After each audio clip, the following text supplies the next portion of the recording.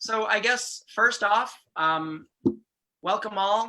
Welcome everyone. This is the play Rat God. My name is Bryce Edwards, and I wrote the play. And let me introduce you to all my wonderful cast members here. First off, we have Mathian Riendeau as Bud. Say hi, Mathian. Hey, everybody. Plumber. We have Lindsay Shiner as Maude Underwood, a recluse. We have Ryan Pangracs of the Pangracs Family Wipes Corporation, playing Chauncey Olcott, a rake. We have playing Durwood Olcott, Nicky Maddalina, a fervent hobbyist. Switch. Sam Sommer we have playing Philo Seligman, an insurance salesman. Hello. We have Paige Cummings playing Pauline Seligman, a housewife. We have Grace Horvath, the Vath, playing Eudora Olcott, a valued relation. And playing the titular rat god, we have Alex Packard. Woo! Looking here with the gamer setup. We have Olivia Billings playing Maxine Sylvia-Yerg, a music hall girl and opium fiend. We have Karis Brizendine playing Dr. Albrecht Fletcher-Shrew, a psychiatrist. We have William Bryant D. Eisenhower Potts playing Gary Ziebarth, a psychiatrist. And playing Shirgis, a rat, we have Mike Mankiewicz. Hey! Mike. So let's see. Anything else I should say? Well, we're doing these readings to fund our showcase, our senior showcase next year. So if you are moved to make a donation, we would greatly appreciate it. So there's a link to where you can do that in the description. And there's that. And anything else particularly? Next week's show? Oh yes, next week's show. Next week's show is a play I was all geared up to say the importance of being earnest, but now it's H.P. Lovecraft, stand-up comedian by, would you remind me of the author of that one? Scott O'More. Scott O'More. And I have commenced reading it, and I find it very funny. So without further ado, let's ado Rat God. Yes, sir. So basically, the play takes place in you know what? Let's just start with it. Okay. So you've got scene one, a wide open space in the middle of nowhere, which is of course located in upstate New York, 1931. A man in a large ratty overcoat and a hat that has long lost its shape drags a squirming 8-year-old boy by his collar. The man's hands and jaw are wrapped in gauze bandages that are stained with a dirty looking liquid. He sits the kid down and kneels. He speaks frantically. Listen, kid, you're gonna sit right here and wait. Got it? I've gotta leave, you've gotta stick around. That's the deal. Can you do that? The kid nods. Good.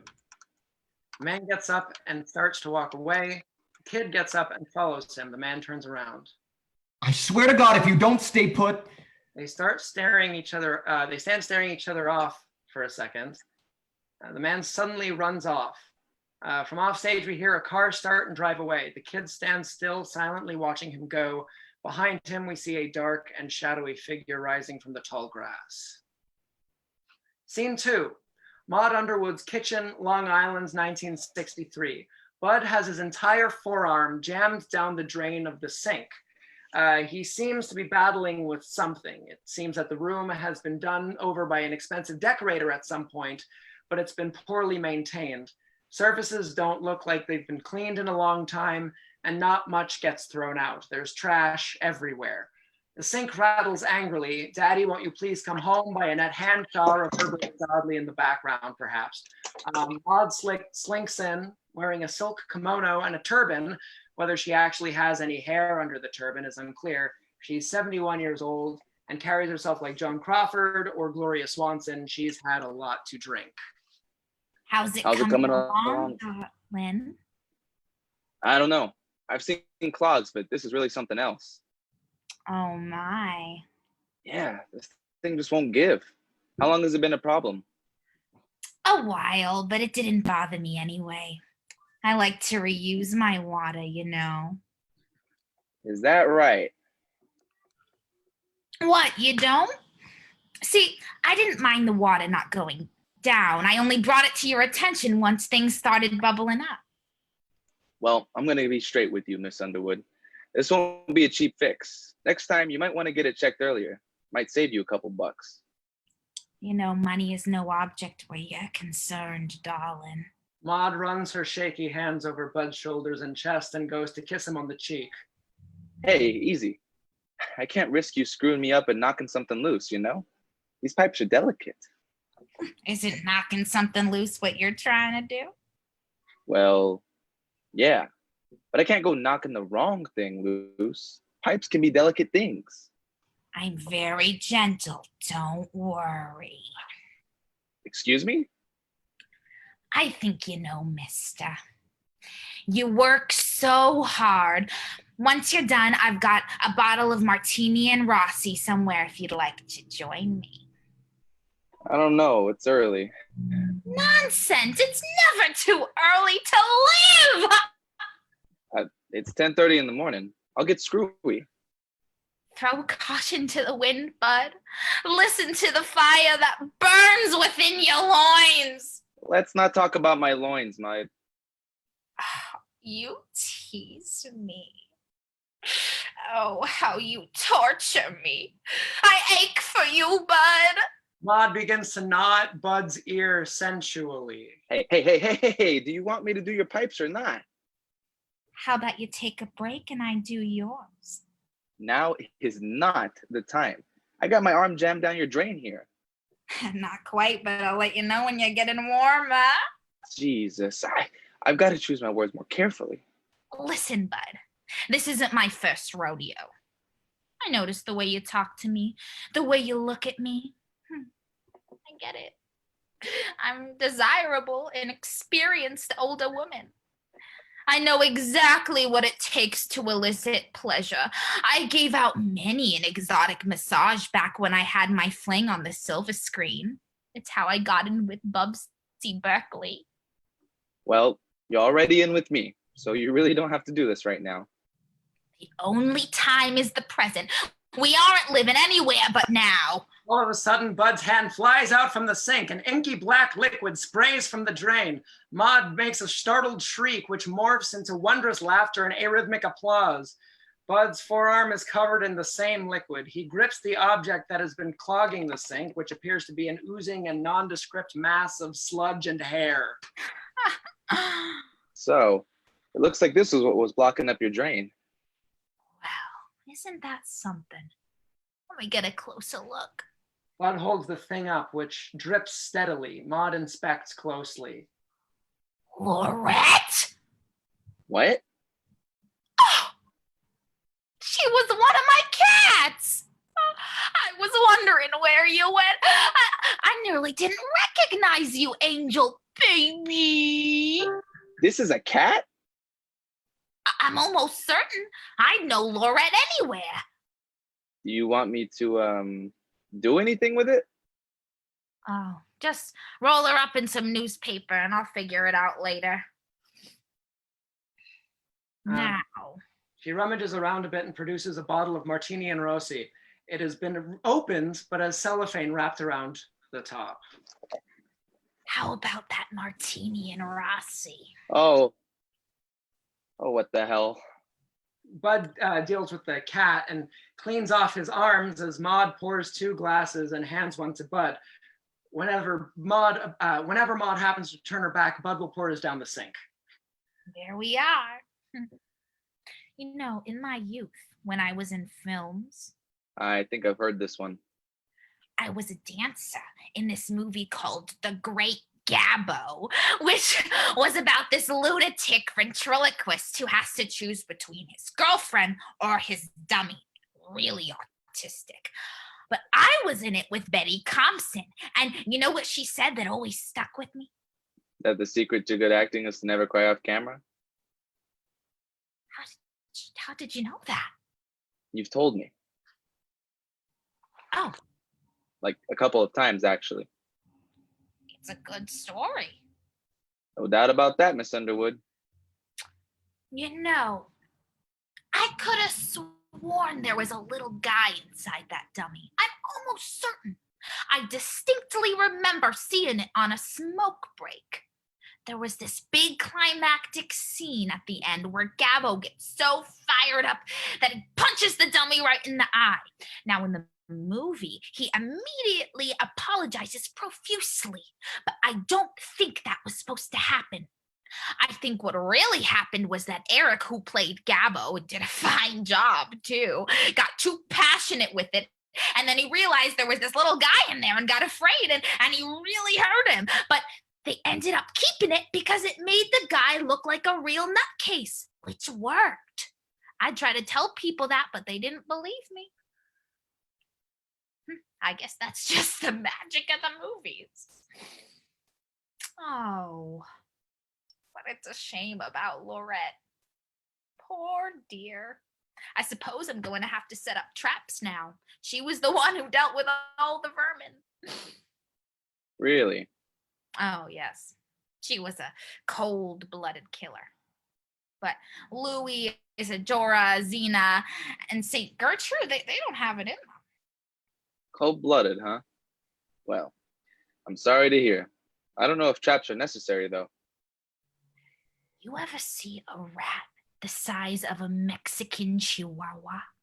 Well, actually, I think I'll use those traps, darling.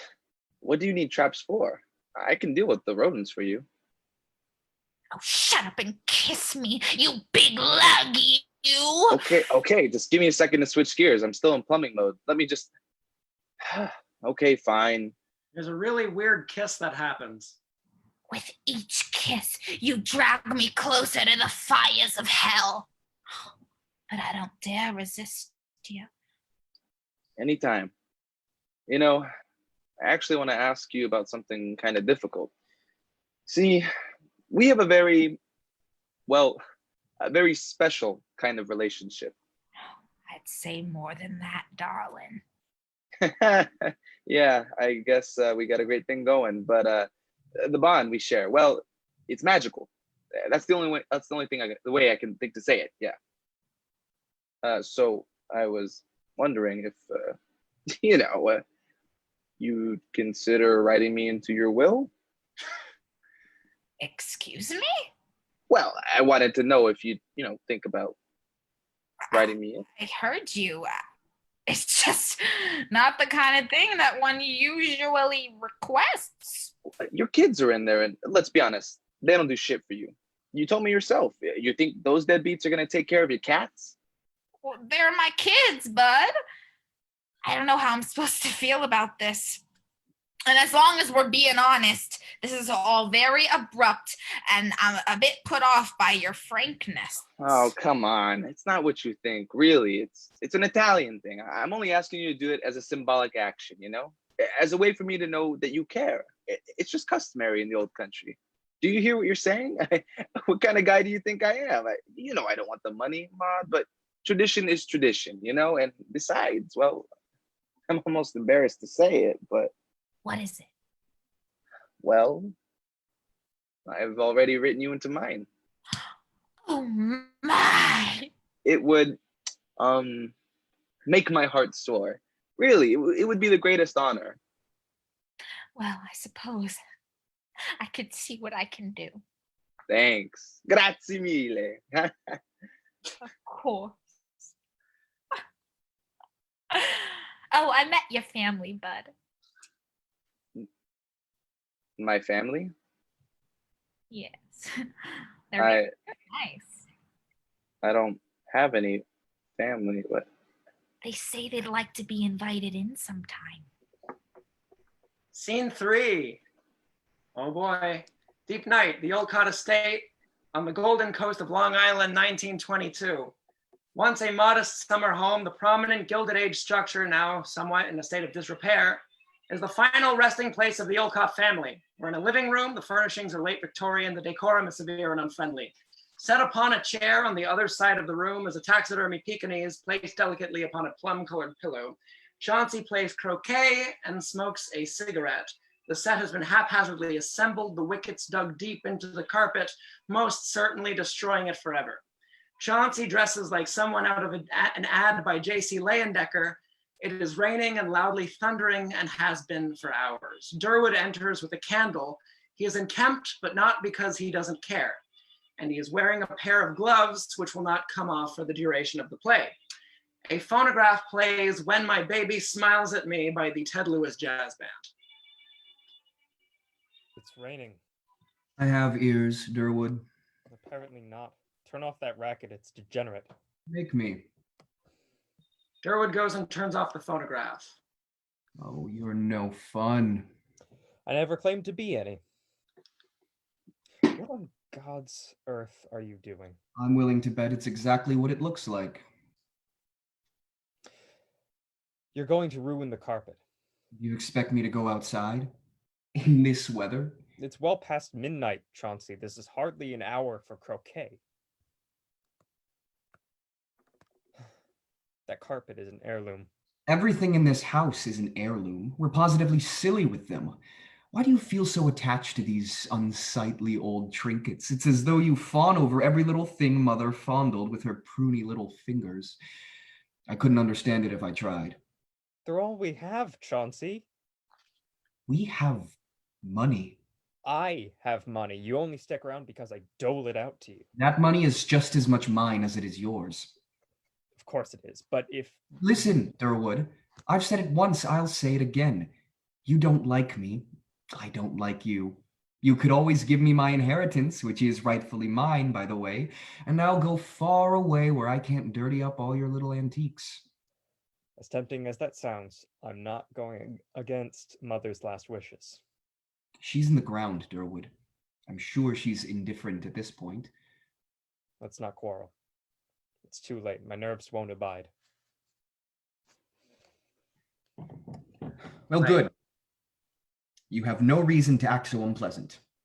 Chauncey begins fixing drinks. I won't even respond. What do you call the place where the wall meets the floor? I've been trying to come up with it for days. What, the baseboard? No, the actual merging of the floor and the wall. Oh, for that dictionary of yours. You ever going to let me read that thing? It's been years. I write dictionaries, Chauncey. I don't publish them. Oh, you don't owe to have all that time on my hands. Prim's cup? I don't think I... you know I don't drink, Chauncey. It must have slipped my mind. Well, I've already poured the damn thing. Have you any idea what that stuff does to your immune system? A person in my condition might as well drink strychnine. Besides, didn't they make that stuff illegal? Oh, look to pick up a newspaper. I'm not touching it. Not gonna kill you, Durwood. And even if it does, who'll know the difference? Chauncey. Ah, fuck it. Durwood grabs the glass and downs it, immediately holds it back out. Another. Attaboy! If I die within the month, know that you're to blame. Keep that in mind. Please do. And don't think you won't have to answer for it either. I'll make ample documentation of this evening's events in the morning. Very charming. Say, have you seen the ice tongs anywhere? You haven't been using your fingers, have you? No. I've been using a ladle, and to be honest, it feels vulgar. Oh, thank God. When Durwood isn't looking, Chauncey stirs the drink with his finger and then hands it to him. Thank you. You want to know something? I'm happy. Is that so? It is. Would you like to know why? You've lost your mind? No. As a matter of fact, I've been courting someone. Froggy went to courting, eh? I guess you really have lost your mind. What does that mean? Show me an eligible young lady in 1922 who's interested in being courted. Besides, you don't leave the house because... Oh, why is that again? Oh, that's right. You're afraid of the sun. I can't come in direct contact with sunlight. I'm allergic. I have good reason. What difference does it make? You don't go outside. How could you possibly be courting anyone? You're delusional, clearly. We've been writing letters, and we're planning to meet in person. I can leave the house, Chauncey. I just have to be properly equipped. You don't even know any women, unless they're relations. Well, she is related to us, but not terribly. You remember our cousin Eudora, of course. Good God, Durwood. What? You can't possibly be this green. What's that supposed to mean? I just find it awful convenient that you happen to be the fellow that she has to go through to get her slice of the family fortune. That has nothing to do with it. Don't take this the wrong way, Durwood. But if you believe that, you're a rube. She isn't like that. Not like these morally promiscuous loose women you associate with. You're an invalid, Durwood. Do you really think she has any interest in you? Then we'll agree to disagree. Good. Now, where are those tongs? Chauncey searches around while remaining elegantly disinterested. He comes to a table with a sheet thrown over it and pulls it away, revealing a taxidermy tableau of white rats positioned and outfitted like they're at a wedding service. It's meticulous, but clearly not made by a very good taxidermist, though of course it could be turned away from the audience and left to their imagination. Chauncey looks at Durwood with disgust. Good God, Durwood, what is this? Just something I've been working on. I figured it was a shame since they died so quickly. And when did you take up taxidermy? Like you say, I have a lot of time on my hands. Too much, clearly. And there, It's a wedding. you can see that. And I suppose you also, Yes, I made all the little clothes myself. This is grotesque. Mother was fond of taxidermy. Yes, and it was grotesque. Taxidermy dioramas are light-hearted conversation pieces. It's charming but still reverent. Reverend of what? Vermin? They're not vermin, Chauncey. They're rats, aren't they? They're a ribbon-winning breed. They're domesticated luxury animals. Or rose by any other name. Damn it, Chauncey, we are a rat-breeding family. We've bred rats for more than 100 years, and now that Mother's dead, I have to maintain their bloodline. It's what we do. If you can't embrace it, why, I don't know if I can call you my brother, for I can scarcely call you an Olcott. That's definitely honorable. But just think of the diseases those things must carry. I know you're not one to get your hands dirty or breathe in for too long or anything like that, but I would imagine that their coats are positively teeming with microbes. They're actually very sanitary. Besides, I only handle them with gloves on. Oh, well, isn't that a relief? Pour me another drink. Look who turned around. Chauncey gets Durwood a drink. You want to know why I don't sleep at night? I know what it's like to be dead. You know how the doctors thought I wouldn't live past the age of 13, and I think that's what was supposed to happen, because a couple weeks after I turned 12, I wake up in the middle of the night, and I know there's something in the room with me. I could swear I saw this thing in the corner, and it had these hands, like bone and leather, not human hands. And I feel like I'm being strangulated, but up and down my entire body. And everything begins to fade until all I can see is nothing but it's actually nothing. Real nothing. It's not like anything you've ever seen before. Not like when you close your eyes or anything, because at least then I suppose there's your eyelids. This is the absence of both light and darkness. Experiencing it doesn't make any sense at all, and I tried to scream, but it was like my brain was some machine I couldn't figure out how to operate. I felt my very being, the very idea or concept that was me, begin to dissolve. And I woke up. But I don't think I was supposed to.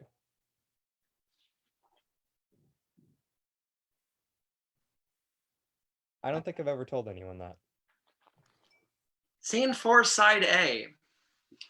Pauline and Philo pose stiffly on a dark stage as if for a portrait. They are lit harshly, appearing very flat and very pale. Philo smiles with a strained, newly unsure optimism, like the ghost of the 1950s everyman, and wears a tie with a Hawaiian floral pattern. Pauline sports some kind of weird tall hairdo and is wearing a dress that she did not pick out. She exists within a weary mist, and it is unclear whether she is a 40-something who is gripping too tightly to her energetic youth, or a 30-something who has let go of it prematurely. They look straight ahead, smiling awkwardly and speaking, half whispering to each other, without moving from the pose, struggling not to break their expressions. You have to breathe. I am breathing. You know what I mean? You have to breathe the way Dr. Ziebarth tells you to breathe. I do that. You do it every hour like he asks. I do. Christ, Philo. Now I hear that you're missing his calls, and I'm sure you have good reason, but I set up these phone calls to help you, and I mean, I am paying for his time, which isn't a problem, but I know, I'm sorry. It's just that you tell me how anxious you are at all hours of the day, and I want to help you feel better, so sue me. Maybe I'd be a little less anxious if you weren't always hopping on me about my breathing. I'll keep that in mind. I just don't understand what's so nerve-wracking about having a plumber over. Christ on the cross, Philo, I've told you. I took the morning off work so you won't have to talk to him when he comes for the estimate. We need our pipes fixed. I appreciate that. I just get nervous about having a stranger in the house. And I get nervous having you home alone all day. You know, we could always try at having a stranger of our own. Not putting myself through that again. Do you think I could pull off a cravat?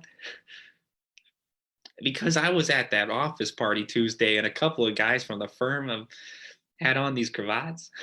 I thought they were a real kick. Kind of sophisticated, kind of relaxed, you know. What was the party? Gone with the Wind themed? No. Why? I like your ties, Philo. They're fun. What, does anyone want to buy life insurance from a guy in a fun tie?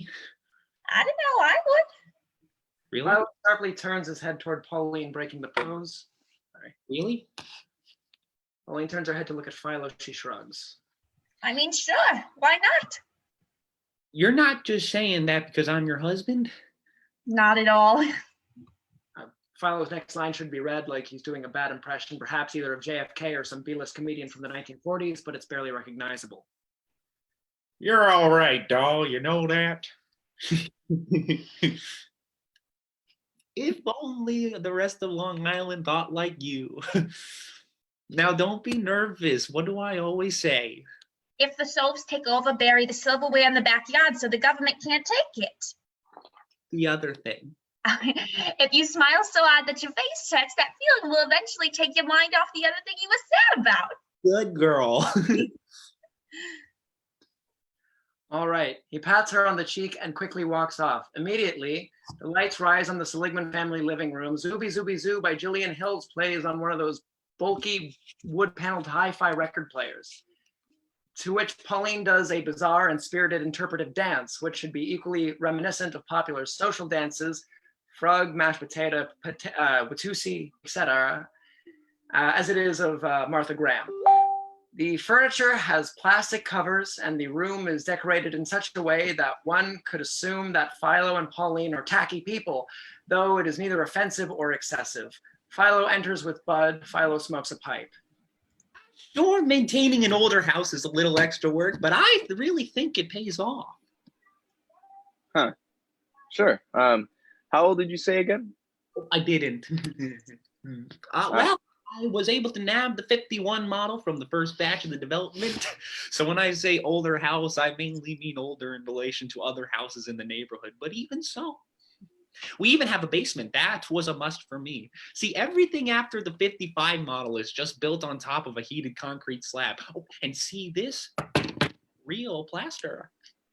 Bud stares at Pauline, disoriented by the dancing that Philo seems to tune out.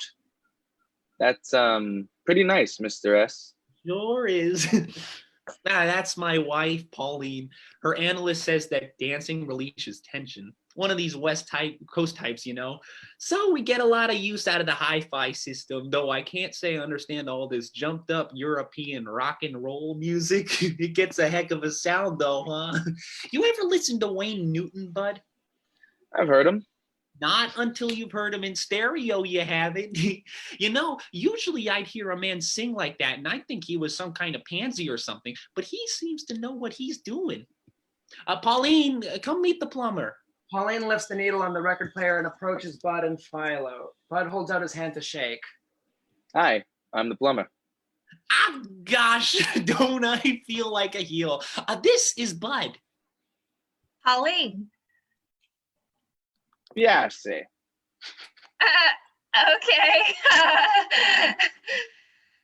You haven't had to hand down any drinks today, have you? No, but I've been in the sewer. It is unclear if this is a joke. Pauline, though not fully sure, assumes it is. He's a laugh a minute. Come sia? Say, are you Italian by any chance? How'd you know? It's funny, you don't look Italian. Gee, that's the nicest thing I've heard all day. The three of maybe a laugh track is piped in over them as the lights fade. Scene 5. Chauncey sits on the chaise, repeatedly plucking a single note on a ukulele. Durwood enters wearing some sort of unintentionally terrifying leather balaclava with shaded lenses on the eyes and a suit that was probably far more fashionable in the 1890s. Look who left the house today. Out scaring the kitties. Durwood says something that is unintelligible under the mask. You dig father for that suit? You look like you just stepped off a bicycle built for two. George starts to say something. Oh, take that damn thing off. You're in no danger of getting any fresh air as long as you're in here. We ended up burying father in the navy blue coat. Ah, how could I forget? Now, where the hell have you been? You don't leave the house for years, and you go out for an entire afternoon when you know full well that we play Chinese whist on Thursdays? I was out with Eudora.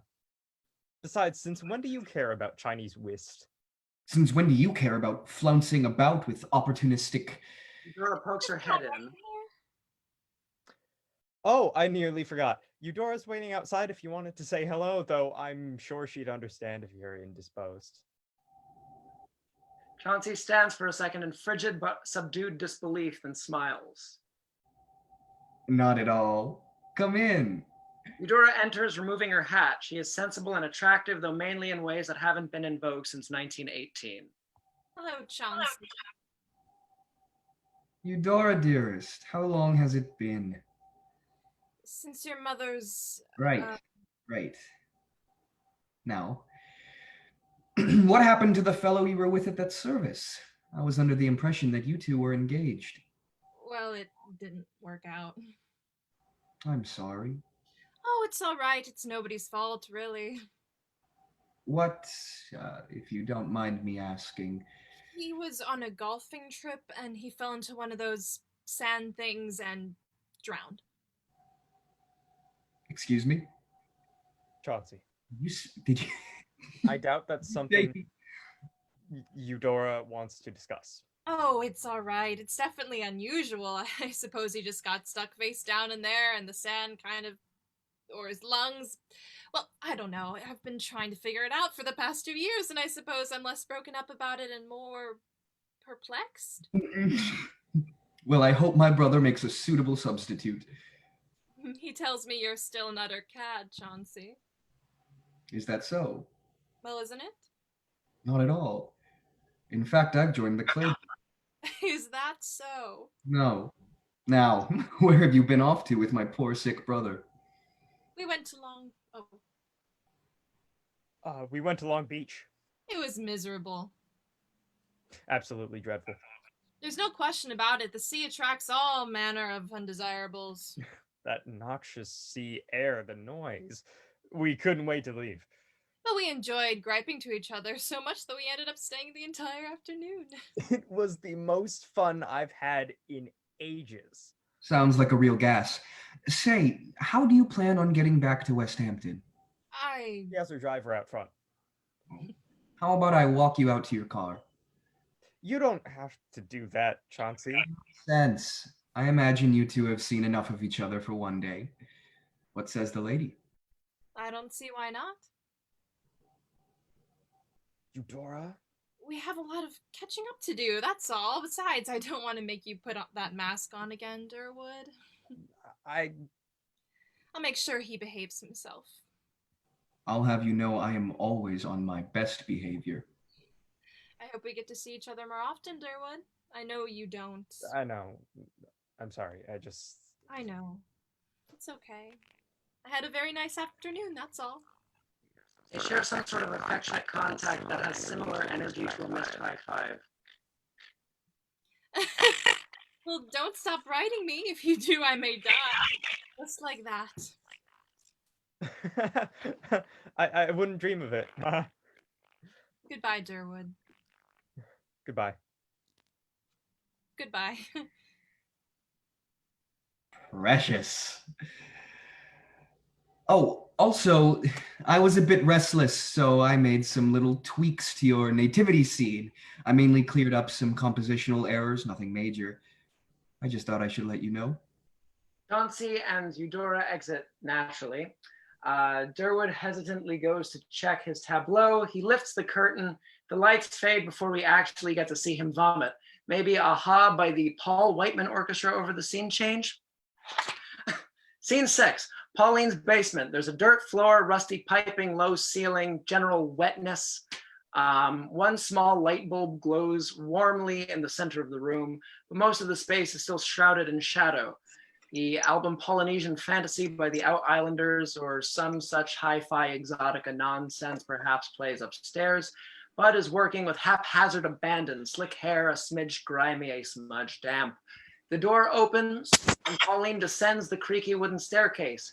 She smokes a cigarette and her hair takes the form of the aftermath of whatever she wore in the previous scene. She has on a pair of very dry rubber rain boots and is holding 2 tall and narrow glasses of lemonade. She approaches Bud. I made lemonade. I figured you'd be exhausted. Well, you figured correct. Grazie. De nada. Takes a healthy You made this yourself? Well, almost. It's from a powder. Oh, and you told me not to turn on the faucet, so I used gin and vermouth instead of water. See, I thought I had a kick. Couldn't tell for certain, though. Most of my taste buds been burned off. He winks and does a tongue click and goes back to work. Pauline lingers oddly. Do you believe in fate? What the hell kind of question is that? Well, like, do you believe in the zodiac? Is that like mahjong or something? No, it's an alignment of the stars when you were born. It can tell a whole bunch about yourself. I don't know, Mrs. S. If there's one guy I know, it's myself. I've been living with him for years. You're a real card, you know that? Well, I've been called a lot of things. But it goes deeper, though. The zodiac, I mean. It tells you about your love life, your future, what happens after you die. Really? Yeah. So, I'm a Cancer, which means after I die, my soul takes the form of a giant crab. Well, I'm not really sure if I believe that plot, but that's what this guy who hands out pamphlets in front of the supermarket says. Is this one of those West Coast things? No, it's ancient Greek, I think. You know, they had a lot of good ideas about a lot of things. See, like, in those days, polygamy was the norm. Bud stops working. There's a weird silence. You know, like when you've got, like, multiple, spouses. Bud sharply turns his head to Pauline. Is that so? It is, and I think they had the right idea on that one. I mean, for instance, my husband Philo is great, but you know, it wouldn't be the worst thing in the world if there were a couple more people in the mix. And what does... Yeah, I don't think I tell him about it. You're a strange bird, Pauline. Christ, bud, I'm trying to have an extramarital affair. What? Right now? In your basement? No, maybe. Jesus, what do you think? Will this ever get posted? I'll have you know I'm a first-time adulterer.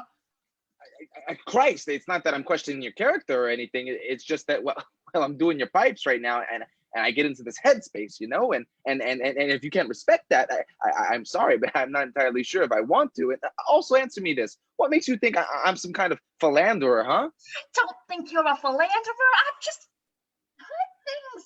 Well, those are business relationships. Excuse me? Those women are over 70, and I'd even lay a finger on them most of the time. What are you talking about? I provide a service. Never mind. You just gotta respect my work. Oh, come on. Don't act like you're some kind of artist or... You know, Philo says you're doing a real bang-up job. That lousy sack of shit doesn't know nothing about pipes. A long silence. Then they lock into a long and passionate but poorly coordinated kiss. When they pull away, Pauline is wide-eyed and looks incredibly rattled. Bud begins his next line immediately, or perhaps before they even pull away. Pauline doesn't listen.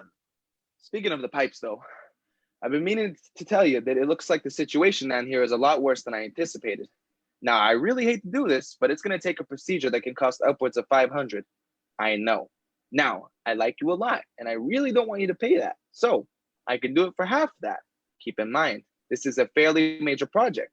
Of course, I don't have to do that if you don't want me to, but if I don't, I will warn you whether within a week your water will be, well, you won't be able to drink it. So... Pauline shrieks. She picks up... Yes, she does. And she picks up her lemonade glass and hurls it against the wall, completely shattering it. She darts back upstairs. Well, what's her deal? The lights begin to flicker on and off. We see a large rat scurry across the floor. Bud begins to frantically look around. All of a sudden, the lights cut completely. We hear lots of scurrying, and then we see an ancient and otherworldly glow gathering like a thin fog. A nauseating hum fills the air. A terrible voice speaks in a small and gravelly whisper. Hello, child. No. Don't be afraid. Well, what do you want? It's only me. It's not what I want. It's what my children need. Again? No, somewhere else. Please, not here. It isn't your decision to make. We gave you a home. Now you must find homes for my children. But I... Do you think she loves you? Do you think anyone loves you? You don't know. You don't know anything. You lie to yourself when you look in the mirror. I alone have seen you. The little boy covered in dust, a limp and bloodied body in your lap, tail and whiskers still twitching, sobbing, pathetic. Fatherless stain of a life, still kneeling in that field hours after abandonment. You had nothing then. You have nothing now.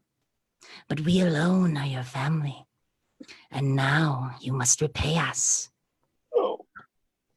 Bud is kneeling, sobbing. Two giant leathery rat hands emerge from the shadows. One rests on Bud's head, the other he grips in his own hands. Come now, let them in. Only you can let them in. The lights begin to flicker wildly again. It shows Bud on his knees, eyes rolled back into his head, like a hellish wail. There are dozens of rats falling all over him. Then thwack!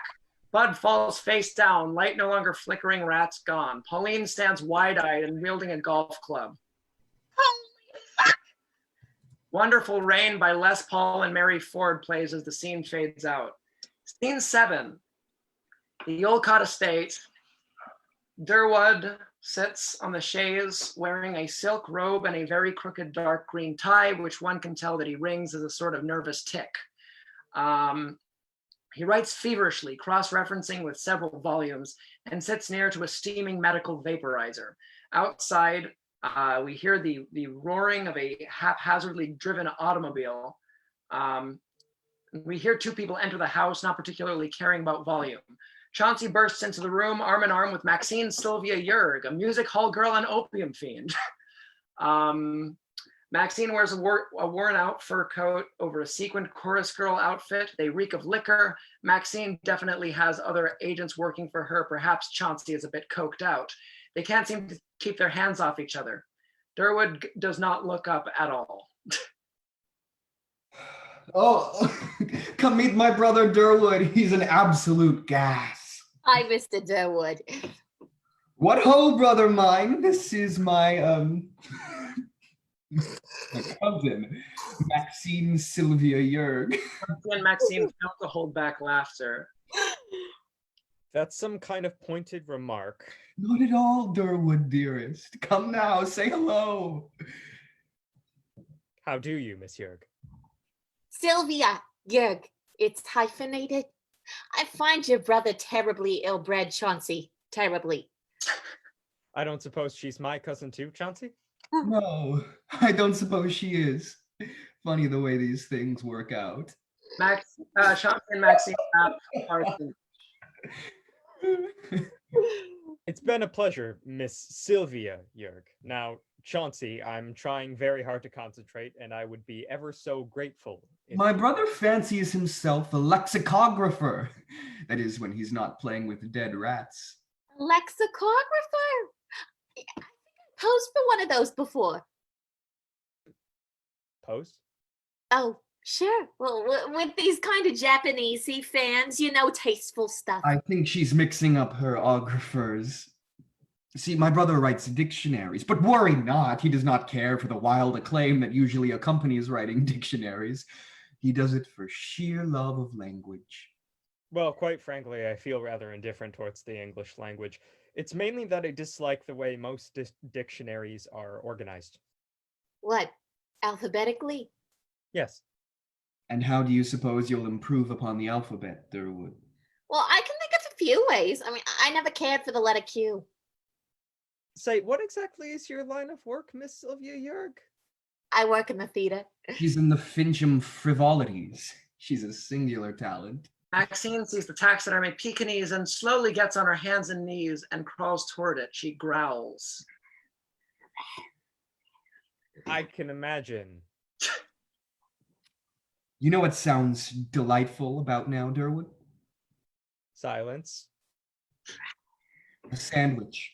Tomato and horseradish. I've sent the kitchen staff home for the evening. I'm sure there's soup left over. I've grown so weary of your loathsome cold soups. They're the only thing my constitution will abide. Maxine has begun letting out fierce little barks. Would you see to it that the lady doesn't do anything to harm Ambrose? She won't. She's terrified of dogs. I think it's ghastly, keeping him around like that. Ghastly or not, it's what Mother wanted. Don't do the deceased any favors. You'll get nothing in return. Be it dead dogs, dead mothers, dead rodents. Well, I quite prefer him like this. We get along much better. Maxine snatches up Ambrose and rolls around on the floor with him as if wrestling. She bites, snarls, all manner of ferocity. Durwood stands up in shock. I thought you said I needn't worry because she was afraid of dogs. Did I? I meant to say moths. Do something, dear God. She has Ambrose. Maxine? Maxine, let go. Chauncey goes to take Ambrose and Maxine. Chauncey goes to take Ambrose, and Maxine sinks her teeth into his hand. He lets out a cry as he pulls his bloodied hand away. Oh, you low-bred whore! Damn you! Maxine is white as a sheet and in a shocked state. Chauncey produces a handkerchief, which he uses to bandage his hands. Durwood sees the handkerchief. First, his heart sinks. He feels with rage and loathing, but retains composure.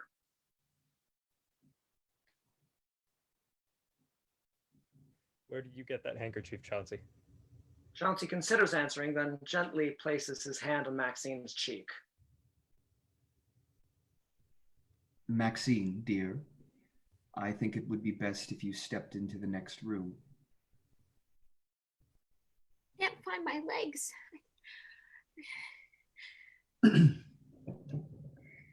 I have a bag of croquet mallets in the back of my automobile.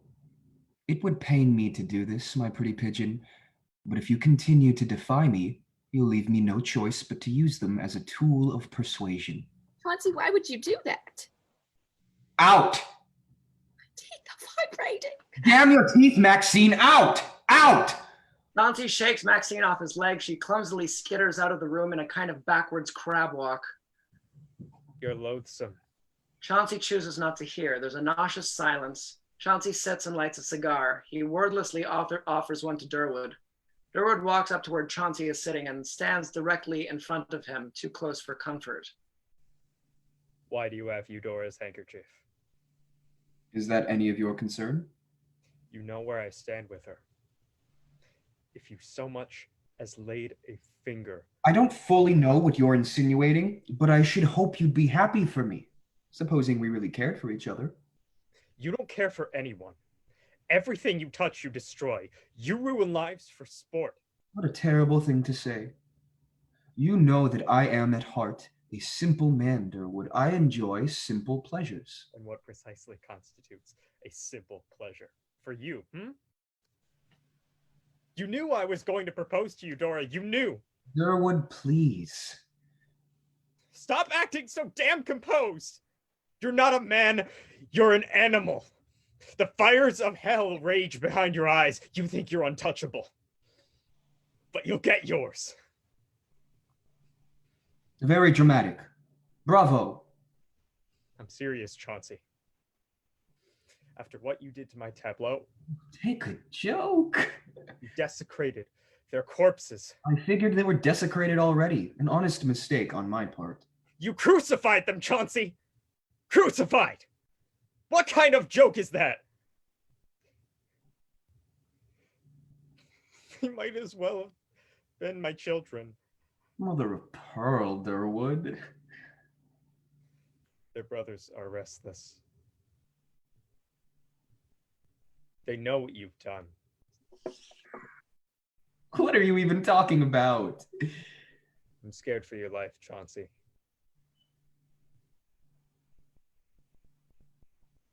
And you know what? I've never felt better. If you're finished raving, I'll be in the pisser. Chauncey exits the room. We wait. Oh my God, what am I doing? Durwood kneels and clasps his hands over his head. He mutters some sort of incoherent secular prayer. Suddenly we hear Chauncey shrieking. Oh man. He bursts into the room, his face covered in gashes and deep scratches. He is shaking and tearing little fancy white rats off his coat. Once he gets them all off of him, he stands seething mad. He locks eyes with Durwood and lets out a primal scream. Oh my God, I didn't. You didn't? You didn't? You think you can turn your little vermin against me like that and get away with it? You miserable cock-sucking piece of... He wrestles Durwood up. He wrenches Durwood up by the collar. You wanted them to kill me, didn't you? That what was supposed to happen? Well, guess what? I am an agent of chaos alone. I do not fear death, so I will never die. Chauncey drags Durwood to the window by his hair, softly humming Mendelssohn's War March of the Priests. He lifts him to the window. Don't, please, don't. I have no idea what got into the... I swear. Please, don't... Don't what? I can't breathe the night air. Please, Chauncey, I beg of you. I want to help you, Durwood. If you live your life governed by fear, you're not living at all, dear sport. And so I say... Chauncey flings open the window and forces Durwood's head out of it. As soon as Durwood's head exits the window, War March of the Priests swells in booming symphonic splendor. Chauncey punches him hard in the stomach. Breathe! The night air is a God-given gift. Open your mouth and fill your lungs. He punches Durwood again. Breathe! You hide from invisible adversaries. You cower before microscopic dust and bacillum. How should something thousands of times smaller than you harm you unless you allow it to? Inhale, oh wayward brother of mine. Punch! Yes, breathe. Illness is only in the mind. In the early days of man, we survived by... The music abruptly stops as Durwood manages to break free and bring Chauncey to the floor. They're at each other's throats like wild animals.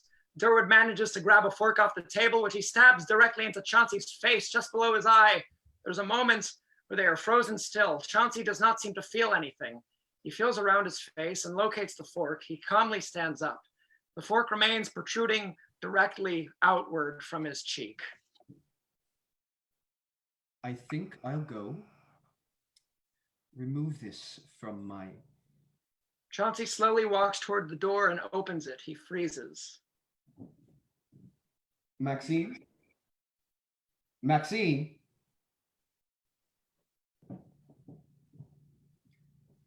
I think she's died. If I put an intermission here, fade out on Temptation Rag by Sidney Bechet. And so that's Act 1. That's Act 1 of Rat God.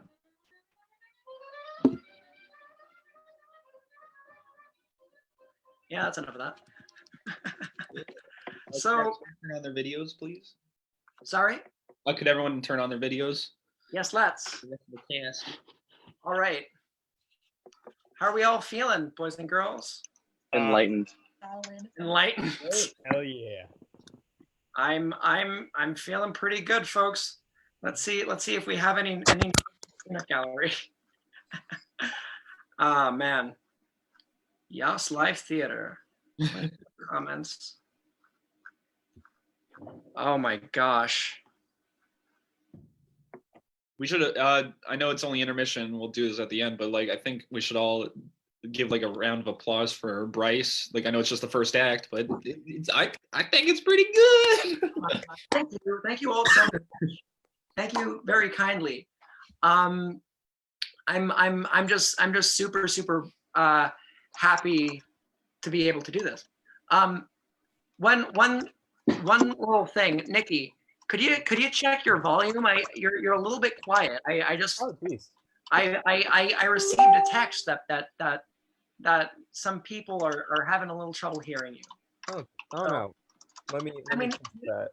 You're being heard. I mean, but you're a little quiet. Okay. And I want everyone to hear you because you're great. So Alex as the rat god though. Dude, seriously. I couldn't. I almost broke. Oh I'll hear that voice in my dear head. Lord, Alex, I love you. I love you for that. I love you. Great. I'll be right back. Your setup is just great. With the red lights on, creepy hoodie. Oh, it's fantastic. I'll return in a second. Okay, well I guess it's just us. Pretty much we will start Act 2 in a couple minutes. We'll say like 5 minutes. All right. Thank you, 5. All right. Thank you, 5. But while we're here, we're just kind of all like chatting and just hanging out for any of the people watching. I'm sure that we have a lot of people watching today that seem to enjoy it pretty much. At least I think so. I'm having fun. I'm just Having gonna a great put my time, phone buddy. That's my own speakers. All good. So I guess while Bryce is getting ready, I will just go over the quick things. If anyone who's just turning in, what you're watching is an original play by our host who's not here right now, but we'll be back in a sec, Bryce Edwards. It is called Rat God. Like I said, it's written all by him. It's an amazing piece. And this is your cast. We got Nicky Maddalina playing Durwood Olcott. Me, Sam Sommer, playing Philo Seligman. Mathian Riendeau playing Bud. Will Potts as Gary Ziebarth. Mike Mankiewicz or Michael Mankiewicz. I'm sorry, Michael Mankiewicz. Sorry, I cannot speak today. Playing Shirgis, Karis Brizendine playing Albrecht Fletcher-Shrew, Packard. Oh my God, words. Alex Packard playing the titular rat god, Bryce Favarro or Horvath. What would we go with? Okay. Hey, sorry. Sorry, Bryce, I'm just going over the cast for you. Don't worry about it. Thank you. Yeah, all good. We got Grace Horvath playing Eudora, Paige Cummings as Pauline, Olivia Billings as Maxine, Ryan Pangracs as Chauncey, and Lindsay Shiner as Maude. And Bryce, you can take it back to you. And I'm Bryce Edwards. Oh, we have a question in the chat. We have a question in the chat. What are they saying? Bryce. How old are the characters? Yeah, how old are the characters? How old are the characters? Well,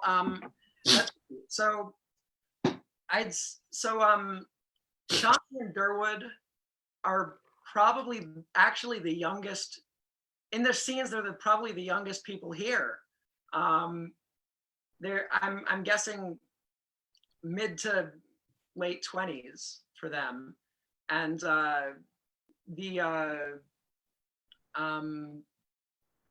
Philo, Pauline, and Bud are late 30s or early 40s. You know, that demographic. I mean, I have exact numbers, but why give them out? Last thing before we go into it is the show next week. Bryce, would you like to? Yes, the show next week is H.P. Lovecraft, stand-up comedian. Sam, give me that author one more time. Scott O'More. Scott O'More? Yeah, Scott O'More. Scott O'More. Very, very fun play about stand-up comedy and cosmic horror. Lindsay Shiner deserves a Tony Award for Maude.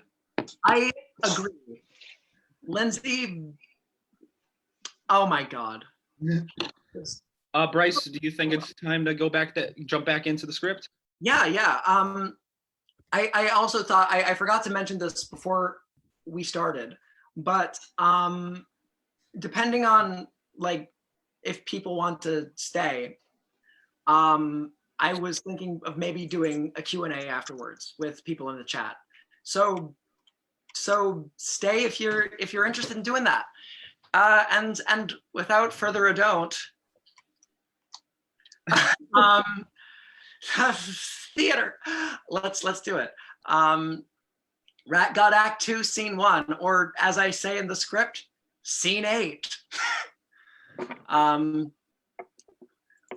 right, so we're in the dining room of the Seligman household. We can see a straight shot into the living room. We see the front door next to which Bud lies face down on the couch, a bag of frozen peas placed on the back of his head.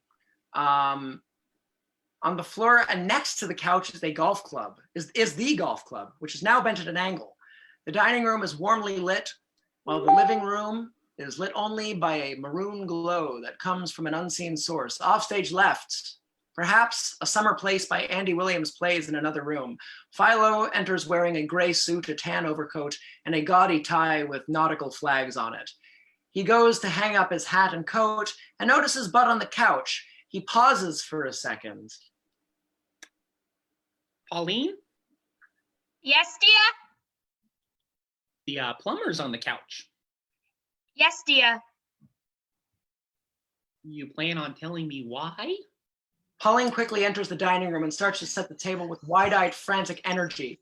She He hit his head or something, knocked him right out. Philo picks up the golf club and examines it and examines the newly formed angle. He looks at Pauline skeptically. What did he? I think it was a low-hanging pipe. Oh, and what happened to my golf club? I saw a rat. She quickly exits. Up, okay. Practices swinging the club. Well, I guess I'm going to have to adjust my stance. Did you hear that, honey? I said I'm going to have to adjust my stance. Wow, he is out cold. Will he be okay? Did you call an ambulance? No, I figured I'd wait for you before doing anything crazy. Well, I suppose. Say, honey, are you? Yes. There's a weird pause as Philo regathers. Well, I was going to ask if you were all right. You seem a tad off. No, I mean, no, I'm fine. I'm okay, I promise. Well, good. I just want to make sure. Hey, I have something for you. He reaches into the breast pocket and produces a small object. It's a hard-boiled egg slicer. You ever see one of these? It's the slickest thing. I ordered it from the magazine and had it delivered to the office so it would be a surprise. Wow. Of course. I'm going to wash my hands. He exits. Pauline runs to Bud and shakes him, speaking clinically. Bud, wake up. Bud. What? You gotta leave. My husband is home. You have to go. Pauline? Jesus, my head hurts. Like a bitch. Pardon my language. I don't care. You have to get out. I don't know what that was in the basement, but... What? You kissing me? No, shut up. I'm talking about all the rats and that thing and... Oh, Christ. You saw that? Listen, lady, the rats is my business. What are you doing snooping around when I'm doing my work, huh? You know I get into a headspace. Snooping? You were screaming bloody murder! Listen, me and the rats have a complicated history. It's not something that's easy to understand. They're like my family. Oh my God, you're insane. You're a lunatic. I'm not. You saw. These aren't just rats, Pauline. There's something fucking mythological about them. You saw them. You know what I'm talking about. But I can't. Oh, but I'm a lunatic because you saw something you can't explain. Sure. I need you to leave. My husband is in the next room and he's been asking all kinds of questions. If he sees me standing near you, I'm afraid. What's wrong with that? We've stood near each other plenty. I'm a bad liar, Bud. Then don't say nothing. That's a lie of omission. Oh, and I guess you're bad at those too. Worse. Now, listen. I don't want you to come here anymore. You need to... Philo re-enters the room, now wearing a brown cardigan, unbuttoned. You know, they say to sing happy birthday 3 times when you wash your hands, but I like to do 5. Then I can rest easy. Oh, hello, Bud. I'm glad to see you're feeling better. Hi, Mr. Seligman. I wanted to I was actually just about to leave. Oh, nonsense. Why don't you join us for dinner? No! Pauline quickly puts her hands on her mouth. Bud and Philo look at her for a second. She slowly lowers her hands. I just don't know if we're prepared to have that kind of company. Oh, don't worry. It's the very least we can do. Sit down, Bud. Philo slaps Bud on the back. They sit down. Pauline mouths a scream in the background and exits in disbelief. As he talks, he prepares and lights a pipe. Now, it's my understanding that you hit your head pretty bad back there. Yeah, It really makes you think, you know, about your mortality and all that. I'm sure you're fine at the moment, but just think, if that pipe hit you right just at the right angle, but of course you're insured. At least there's that. What?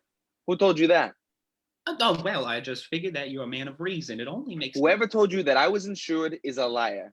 Who the hell is telling you these things? Nobody, but don't worry. Now, Nah, I think it's something to worry about. I think it's concerning is what it is. I mean, if you had somebody spreading lies about you, and it's awfully specific, isn't it? I mean, this guy has an angle, whoever told you that. Are you trying to collect information about me? No, I just made an assumption. But the thing... Well, you know what they say about making assumptions.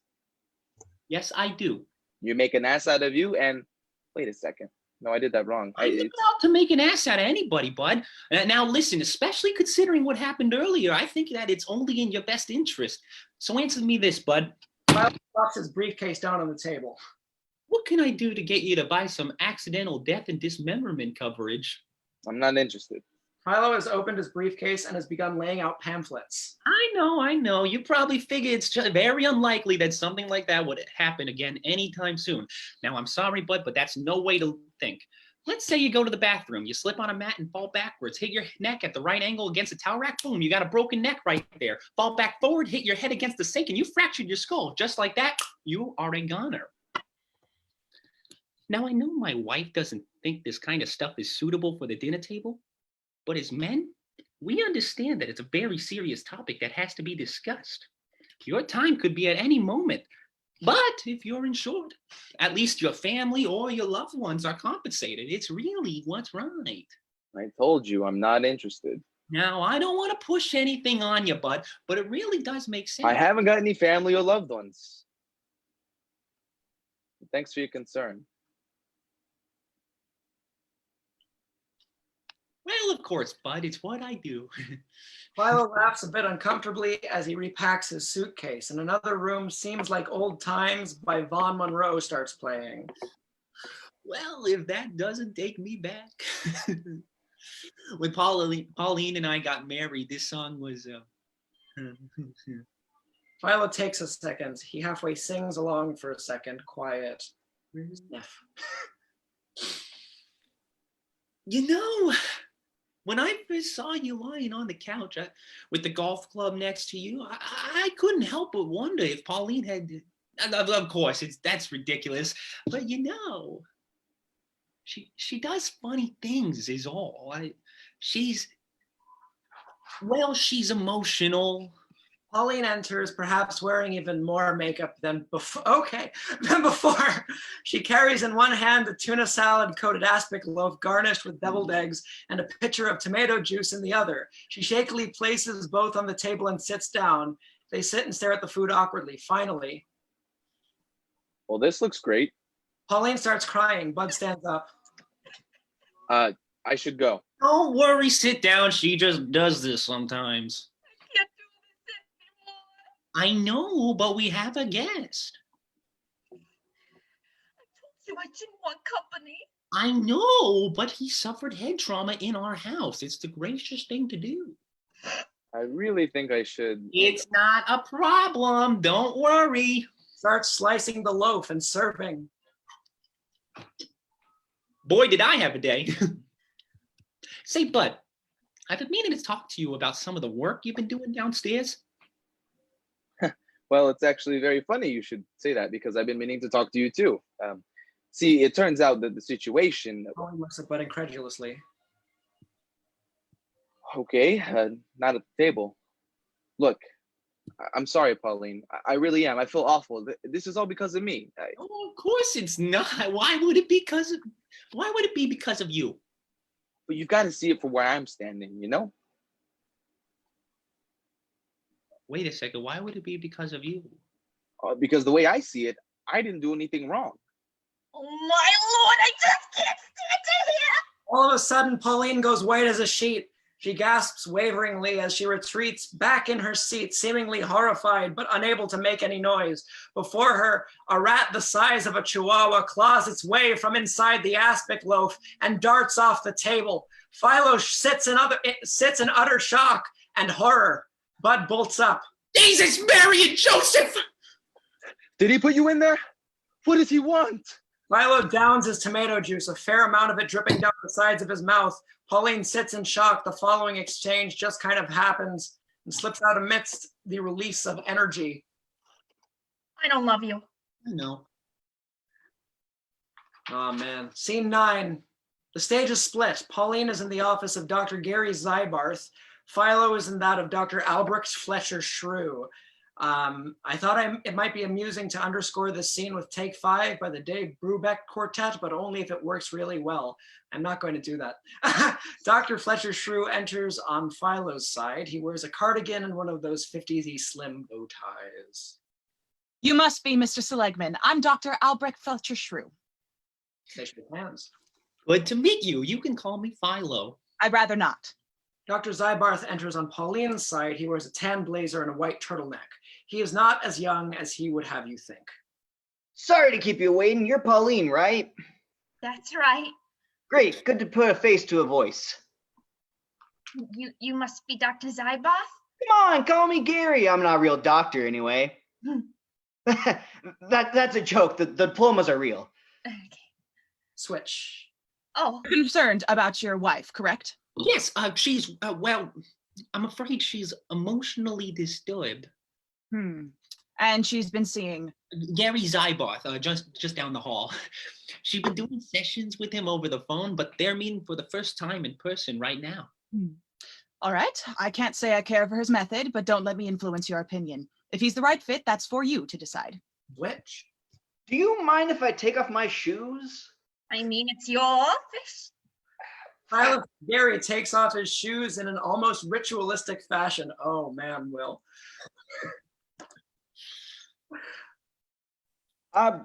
Do you want to take off your shoes? Not particularly, no. Okay, interesting. All right, so what's going on? Switch. Well, she's restless, erratic, cries at the top of her head. I don't know where it comes from. Does she watch daytime television? Soap operas?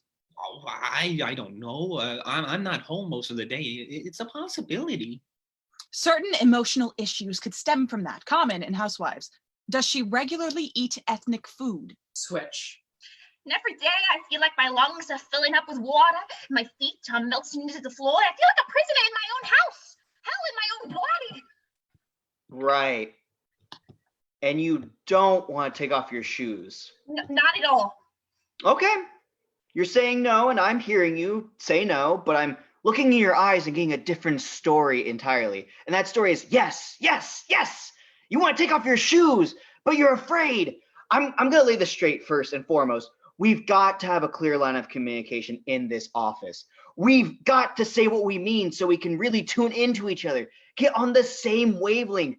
Now, do you dig, Pauline? Yes. Yes? Yes, I dig. Good. All right. So let's open this new communicative chapter by taking off our shoes. Switch. She does, well, I like to say she does funny things sometimes. Funny things? Like what?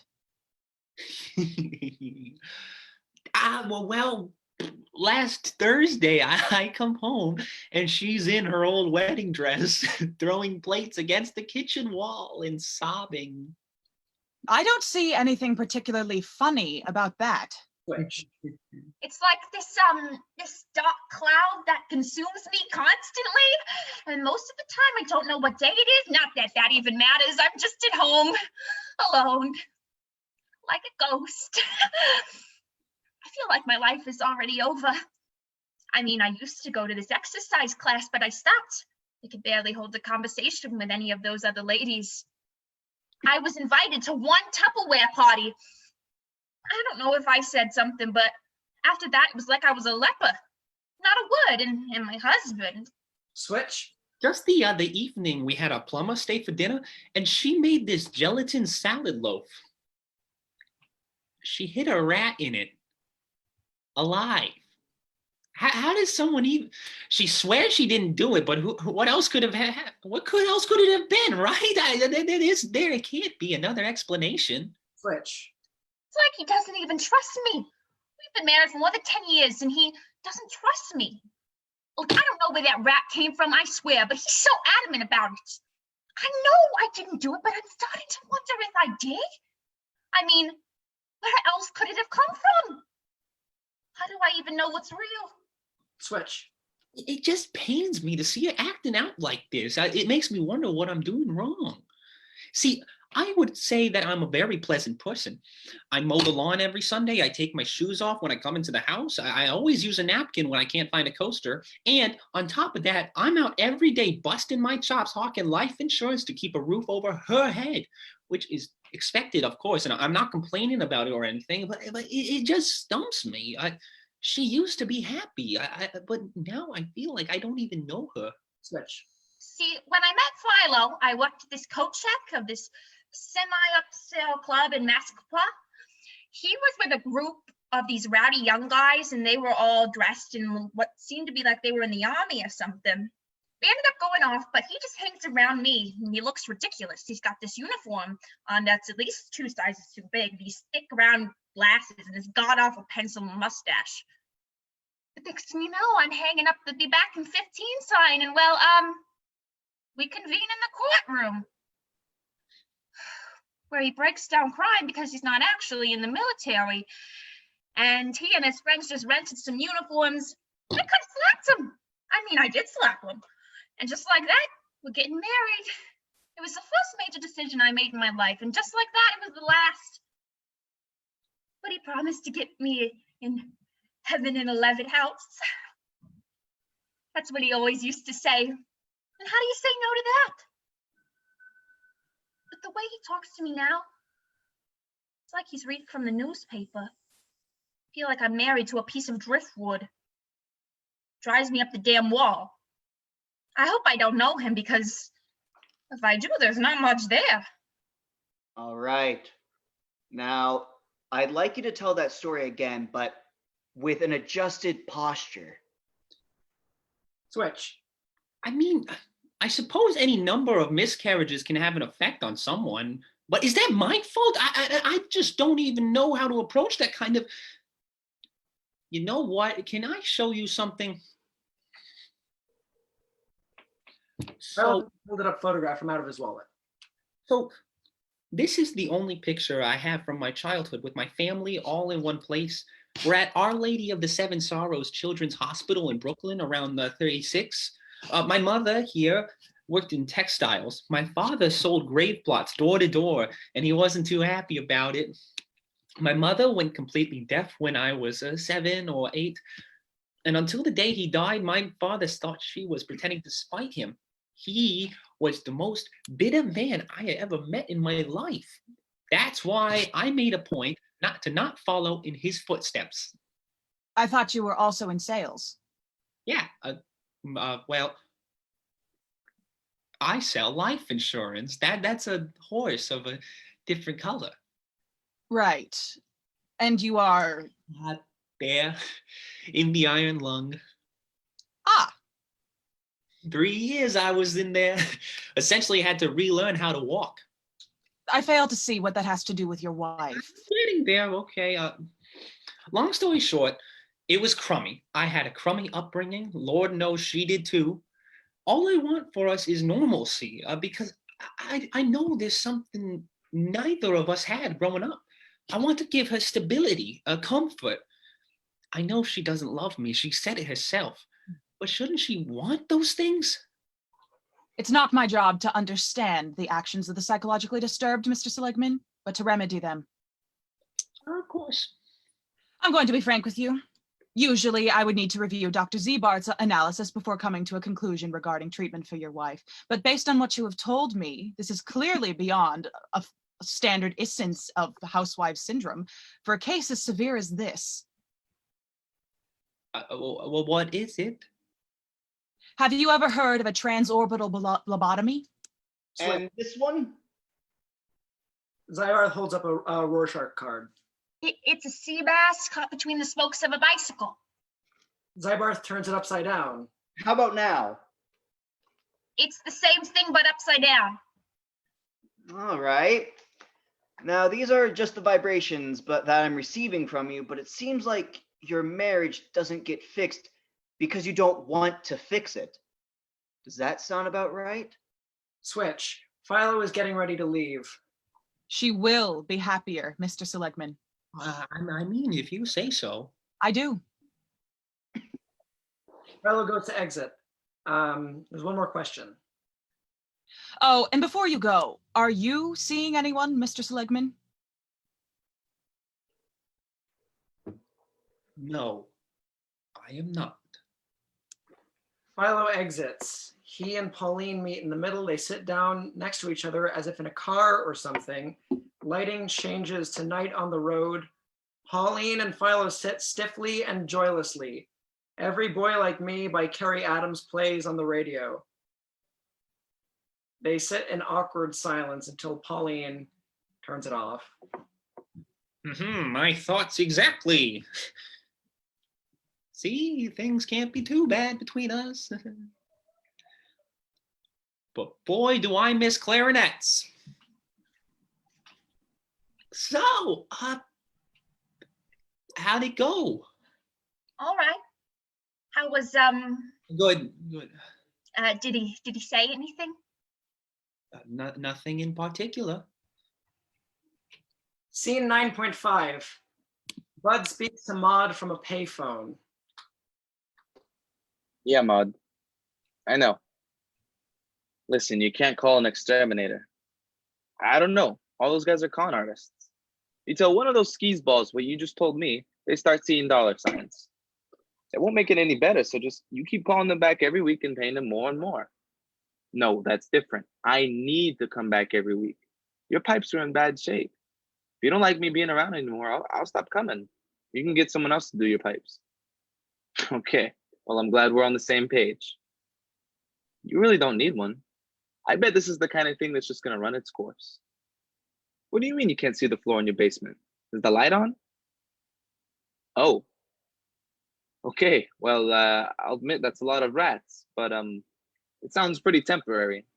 Your cats aren't in danger. There isn't anything to... What do you mean, violent? They don't want to kill your cats, Maude. It's against their nature or something.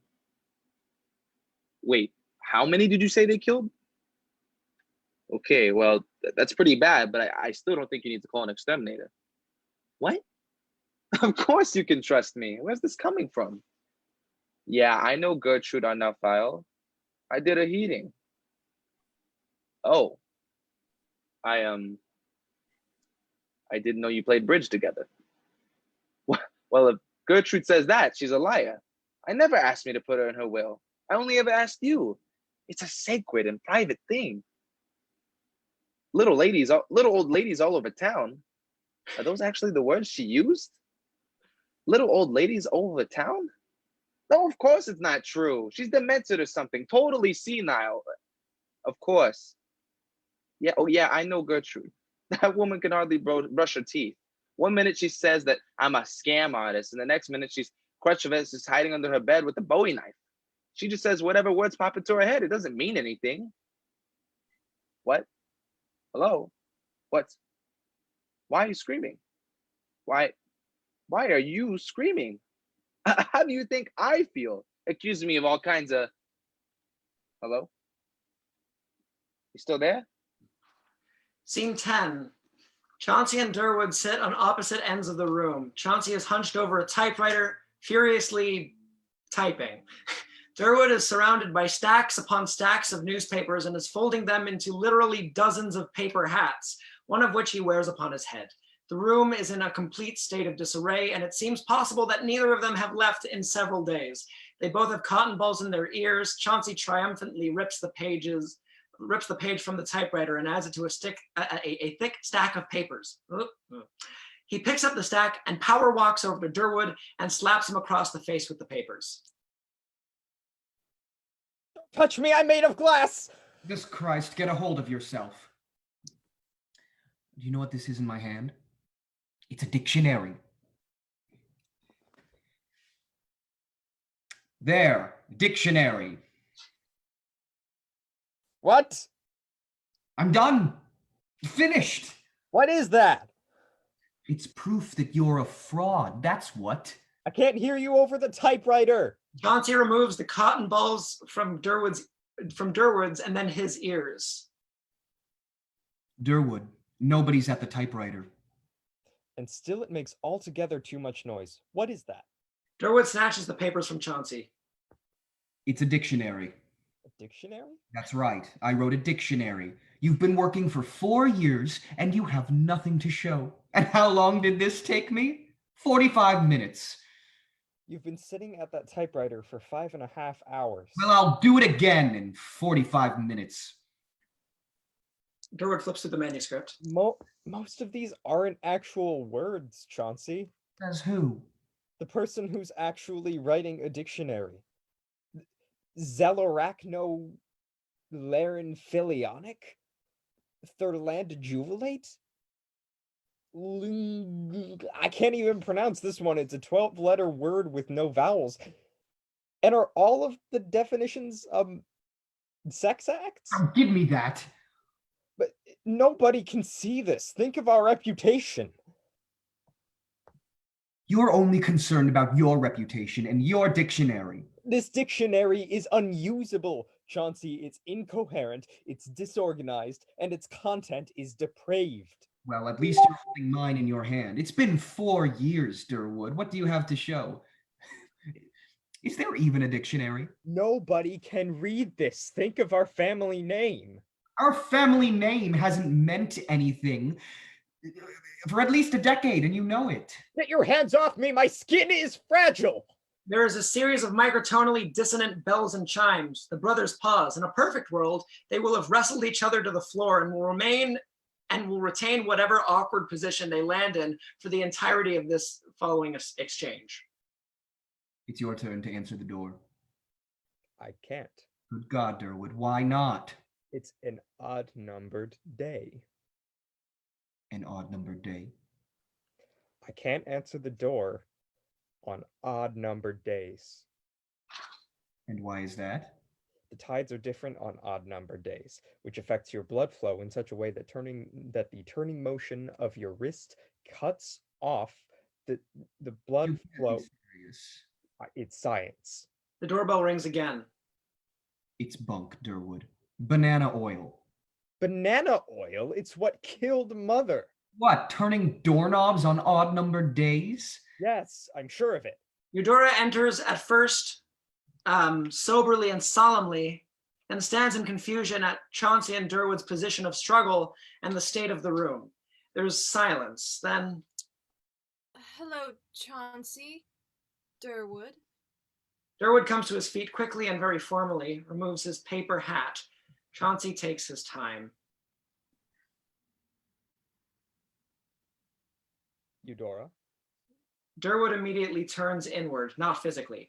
He will not be able to bring himself to speak for the remainder of the scene. I hope you'll excuse me for letting myself in. I have a rather pressing matter to discuss. Has it been 6 months already? I'll have Durwood bring out the checkbook. How the time flies, eh, Durwood? Chauncey slaps Durwood on the back. Durwood isn't having it. That's not what I'm here for. I have to speak with you. What's the matter, old girl? Oh, dear God, Chauncey, what happened to your face? Durwood sicked the hounds on me. Hounds? Rats. What, Mother's rats? Those things are bred to high heaven. You couldn't possibly mean that they... Oh, it's not as bad as all that, but you look positively frigid, Eudora, old bat. Why, your shoulders are practically touching your ears. Could I offer you a Pim's cup? Cigar? I know better than to accept libations from you. Well, I suppose now I do. The hell's that supposed to mean? Eudora unassuredly approaches Durwood, who stands still and silently. Hello, Durwood. I think it would be best if you left the room. I have something I have to speak with your brother about. Durwood stays. I don't want to confuse things. Our affairs are so closely entwined, you know? I can't imagine, but I still don't think... I won't have it any other way. Go on, speak. Well, Chauncey, the fact is, I'm pregnant. And? And how is this any concern of mine? I think you damn well know how this concerns you. Speak plain, woman. I'm not going to sit here and talk in wild insinuations. Well, you're the only person who could be its father. Me? Yes. No, I'm sure that's not possible. I'm not sure I understand. Are we married, Eudora? No. So you're accusing me of fathering a child out of wedlock. I know with great certainty that you did. Eudora, you know I'm awfully fond of you, but clearly you're mistaken. See, as an Olcott, I have a certain reputation to maintain. I never would have gone and done a thing like that. Chauncey, you're not being reasonable. Answer me this. Do these accusations sound like the actions of a person who is particularly concerned with their reputation? Oh, they don't. Are you trying to humiliate me even further? You put me in this situation. You have to take responsibility. Listen, I know your number, so spare me the song and dance. I'm trying to respectfully inform you that you are mistaken and gracefully turn a blind eye to whatever hustle you're trying to pull on me. Excuse me, a hustle? Really, Eudora, if you choose to go whoring yourself out, I may not agree with it, but it's your business. But if you come here expecting to get over and you make it my business, I'm not happy about that, Eudora. I know we're family and all, but it makes me wonder if that's the kind of person I want to associate with.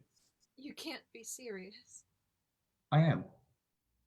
I know that our family isn't as prominent as it used to be, but we must retain our pride. If you decide to conduct yourself in a certain way, you have to understand that we would be forced to retaliate in suit. Retaliate? What do you mean? Well, Durwood and I are liable to disenfranchise you from your inheritance Excuse me? and your place of residence in the Hamptons, seeing as it technically belongs to the family, not to mention any heirlooms you may be in possession of and privileges regarding the seasonal chateau in the Catskills. No, you can't do that. Oh, of course not, but Durwood can. Mother put him in charge of the family estate, after all. Chauncey, be reasonable. That's everything I have. I'll be destitute. Not necessarily. Of course, you would be entitled to any properties that have been paid for with money derived directly from your toils. Anything not tied up in family money would be yours to keep. Is this some sort of joke to you? That still leaves me nothing, and you know it. Doesn't it? Well, that's incredibly misfortunate. Of course, Eudora, you know I would never want to put you in that sort of predicament, my own family. Unfortunately, however, this is not my decision to make. Durwood, would you be a dear and step over here for a moment? Durwood goes from point A to point B, a shell. He does not make eye contact. I'm sure you'll find my brother to be quite reasonable. I've always known him to be fond of you. The last thing Eudora wants it to do is plead with Durwood, but nonetheless...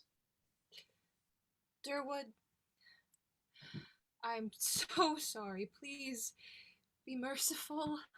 I know that I've done something awful, but I'm still a human being, and I'm suffering. I really am. I never wanted any of this. Please. Look me in the eye, Durwood. I beg of you. I think she's made a compelling argument, Durwood. I would personally take the high road, but don't let me influence your decision. So what shall it be? Do we disenfranchise our dear cousin Eudora? There's a silence as Durwood tries to bring himself to speak. He takes a while. Eventually, he timidly and ashamedly nods his head yes. Is that a yes? Durwood nods again. Oh, dear. Well, I suppose that's that. Chauncey sits and picks up a newspaper. You can't let this happen to me. It's out of my hands. I had nothing to do with the decision that was made. It was very clear that he is in no state to make decisions, that you are deeply disturbed. There's no point in being a poor sport about it. Don't you feel anything? I'm carrying your child. The simple fact is that you aren't. Would you like to know how I know? Because if that were my child in there, one would think that I would care. I suppose you had better get your affairs in order. Scene 11. My gosh. Bud and Pauline lie parallel to each other on the dirt floor of the Seligman family basement. Maybe some kind of portable radio plays Darkness by Roy Orbison. They've been there for a while. There's a good, weird silence. What? What? What, like, what is it that you wanted? Pauline, you came down here. So? Don't think this is anything. I just don't have any friends. Okay. And it's not like you're even anything special or anything. I just don't know who else I can talk to. But still, you're not special. Gee, Pauline, that's really nice to know. Thanks for stopping by. Weird silence, but this time it's not as good. Is this about the rats? I don't want to talk about the rats. Slightly better weird silence. Pauline sits up. I kicked over the coffee table. Why did you do that? I kicked over the coffee table. Well, what? I don't know. There was an ashtray on it. Now I have to shampoo the carpeting again. I have a psychiatrist now. How weird is that? I was already seeing a psychologist. Now I have a psychiatrist too. Dr. Alan Fletcher-Shrew. Do you even know there was a difference? Because I didn't. I must be a real head case, huh? I've never met the guy. But Philo sees him and they discuss my treatment. At least that's what I hear.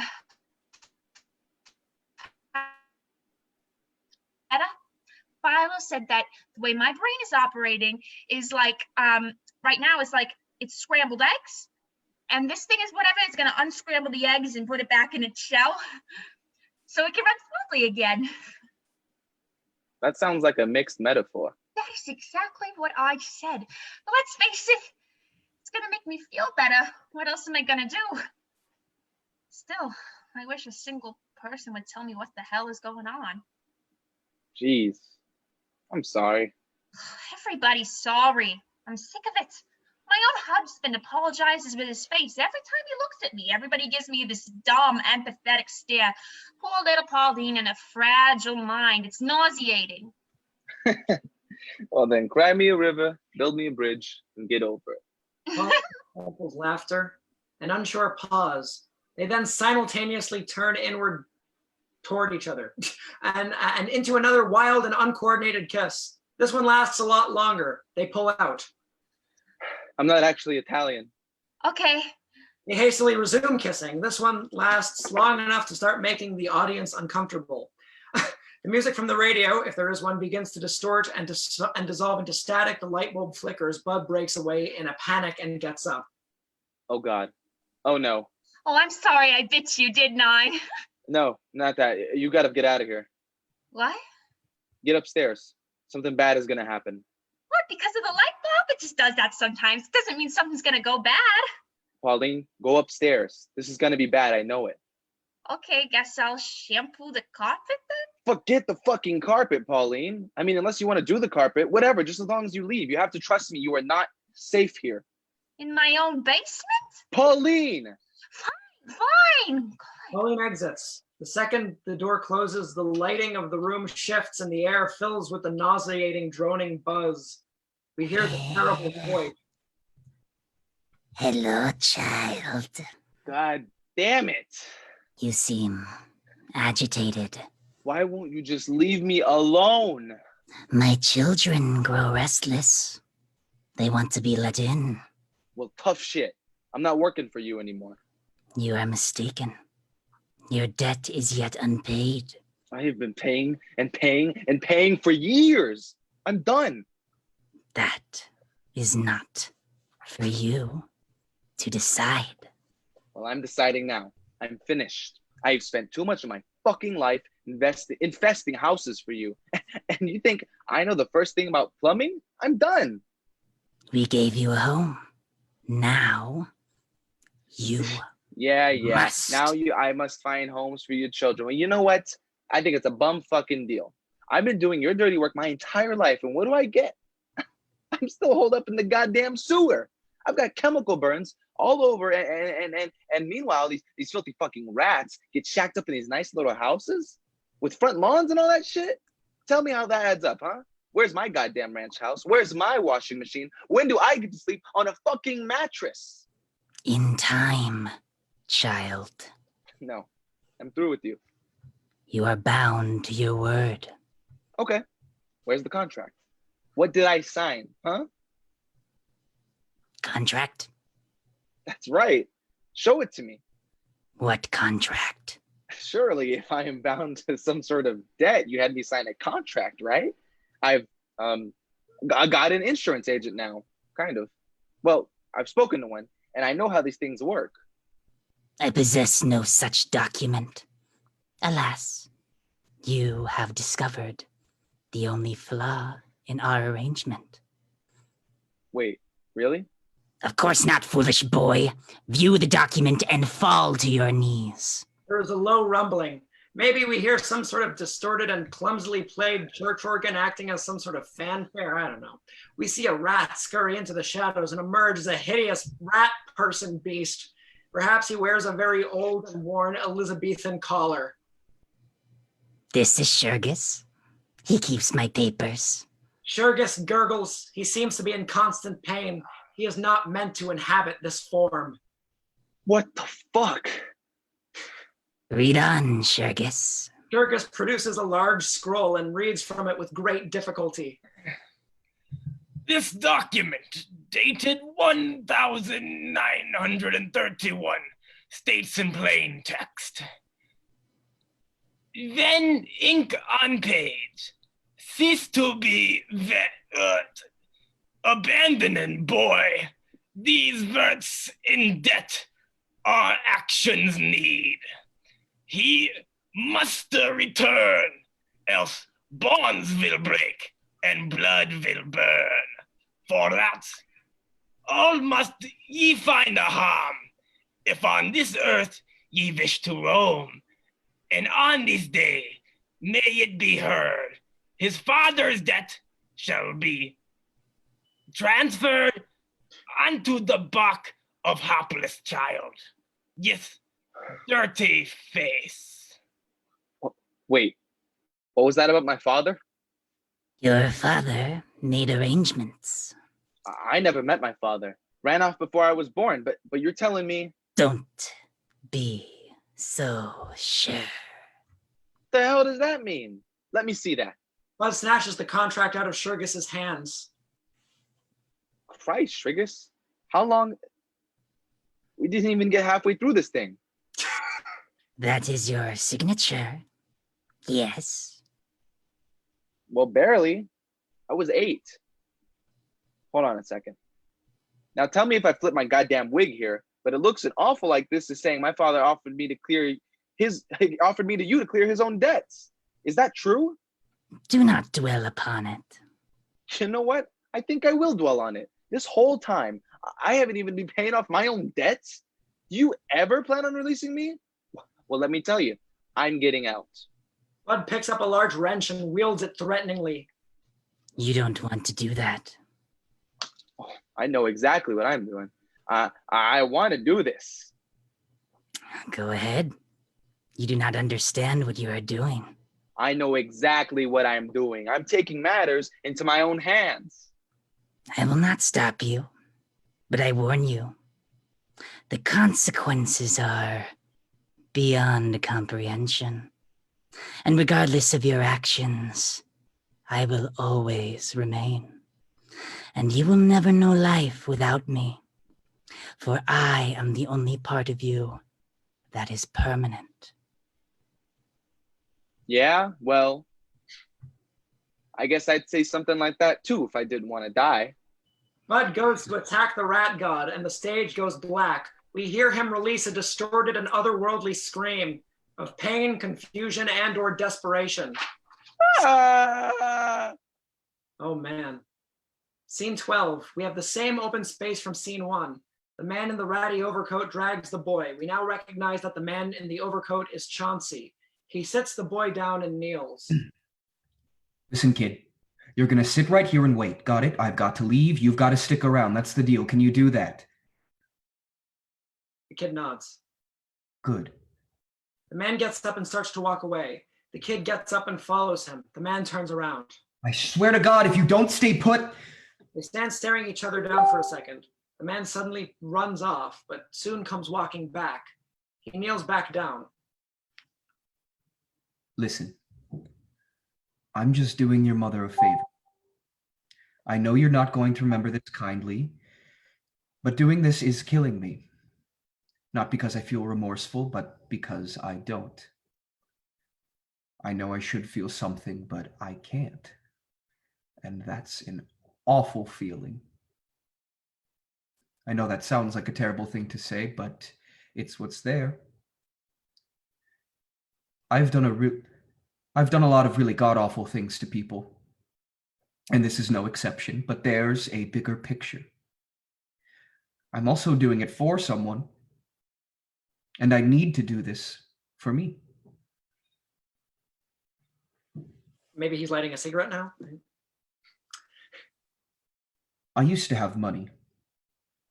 You know, money is the worst thing that can happen to you, let me tell you. You get mean because little by little things stop being real.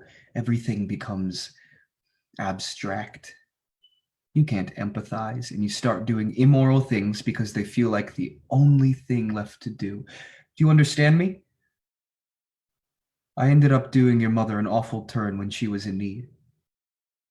And I went to bed that night feeling satisfied. Sure enough, my brother does the same thing to me not a month later. I was left with nothing. I deserved it too. But suddenly I found that my life wasn't mine anymore. After this, though, I get it back. I'll be free to do whatever I please. The air instantly tastes sweeter. Clean conscience. Debt's clear. Just like that. I'm free. He exits. From off stage, we hear a gunshot. And that's Rat God. So, Yeah. hey, let's hear it for the cast. Oh my God. Grazie mille. Melee.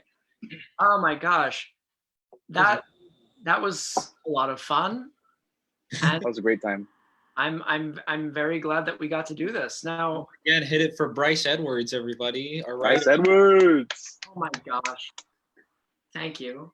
Thank you all. And let's hear it for all these.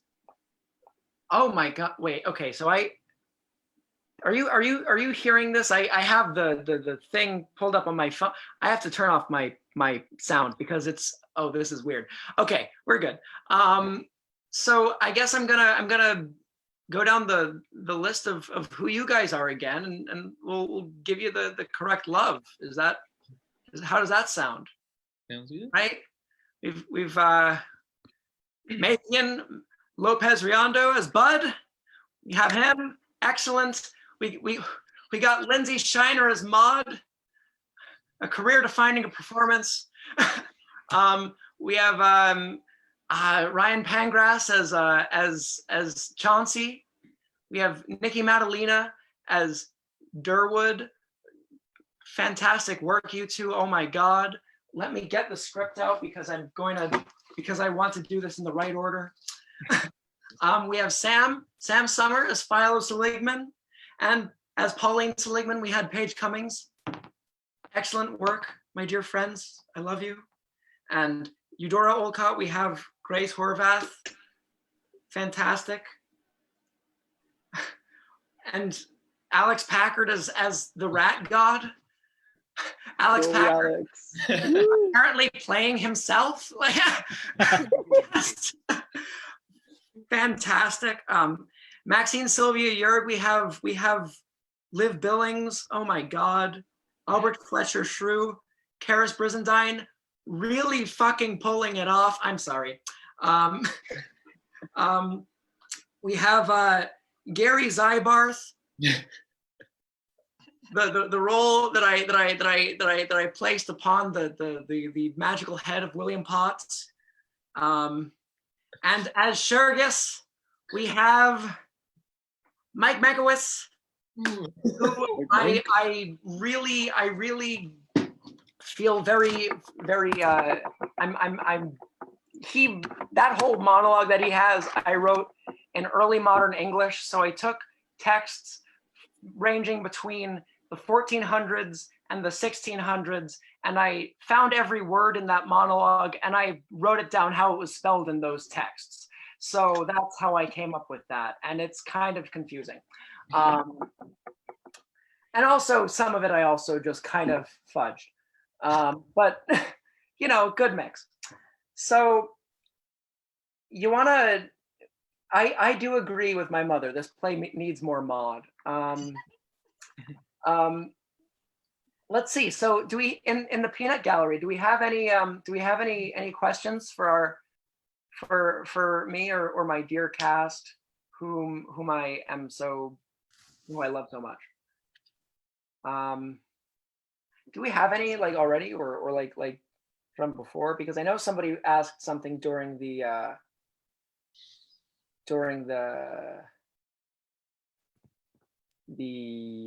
intermission. God. Rat God. Rat God. Rat God. Rat God. That's what that was. Hey, Bryce, I got a question for you. What's the theme song to this show? This song? Necessary information. Is this a question that has an answer? I would like to know if you could give Rat God a theme song, what would it be? Oh, that's an excellent question. I feel like if Rat God were a Netflix original series, I would say I would use probably a song called "The Misfits" by Don Costa as the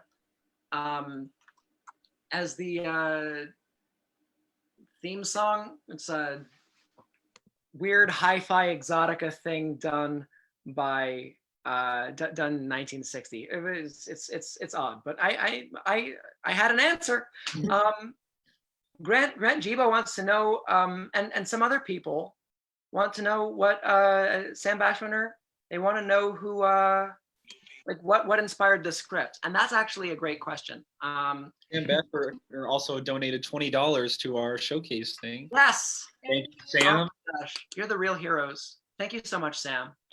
But I would say now the play is there's a whole bunch of influences.